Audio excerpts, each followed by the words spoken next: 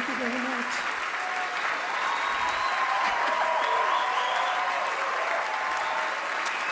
Thank you. Thank you very much. Thank you. Please sit down. Please sit down. Thank you. I love you all, but you'll have to forgive me. I've lost my voice in screaming and lamentation this weekend, and I have lost my mind sometime earlier this year, so I have to read.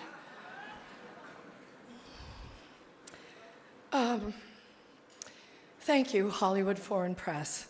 Just to pick up on what Hugh Laurie said, you and all of us in this room really belong to the most vilified segments in American society right now. Think about it. Hollywood, foreigners, and the press. But who are we? And you know, what is Hollywood anyway? It's just a bunch of people from other places.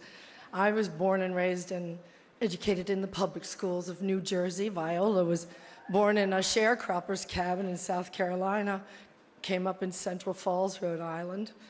Sarah Paulson was born in Florida, raised by a single mom in Brooklyn. Sarah Jessica Parker was one of 7 or 8 kids from Ohio. Amy Adams was born in Vicenza, Veneto, Italy. And Natalie Portman was born in Jerusalem. Where are their birth certificates?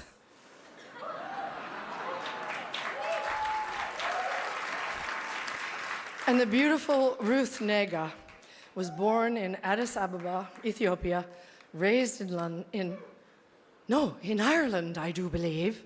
And she's here nominated for playing a small-town girl from Virginia. Ryan Gosling, like all the nicest people, is Canadian. And Dev Patel was born in Kenya, raised in London, and is here for playing an Indian raised in Tasmania. So Hollywood is crawling with outsiders and foreigners. And if we kick them all out, you'll have nothing to watch but football and mixed martial arts, which are not the arts.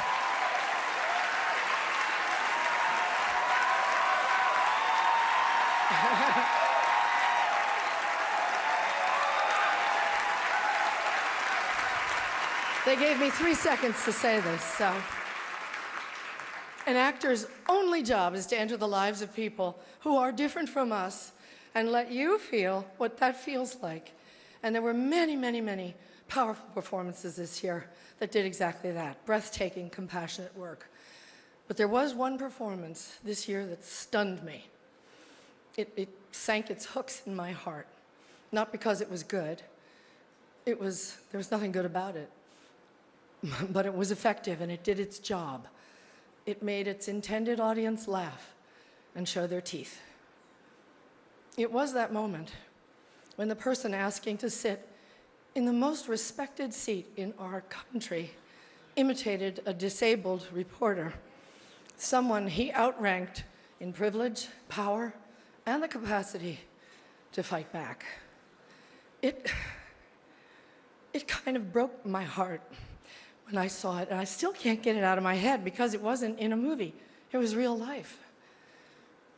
And this instinct to humiliate, when it's modeled by someone in the public platform, by someone powerful, it filters down into everybody's life because it kind of gives permission for other people to do the same thing. Disrespect invites disrespect. Violence incites violence. When the powerful use their position to bully others, we all lose. Okay, go up with that thing. Okay, this brings me to the press. We need the principled press to hold power to account, to call them on the carpet, every outrage.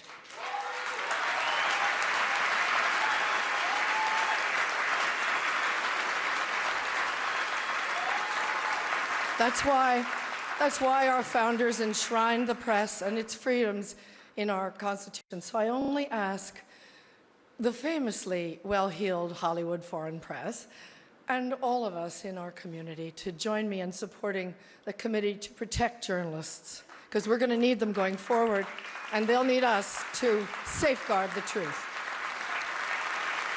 One more thing.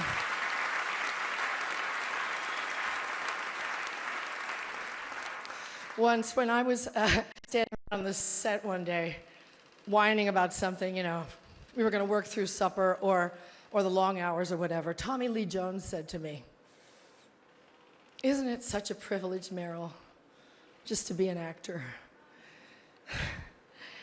Yeah, it is, and we have to remind each other of the privilege and the responsibility of the act of empathy. We should all be very proud of the work Hollywood honors here tonight.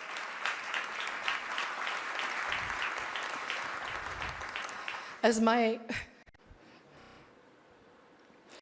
friend, the dear departed Princess Leia, said to me once, "Take your broken heart, make it into art." Thank you for it.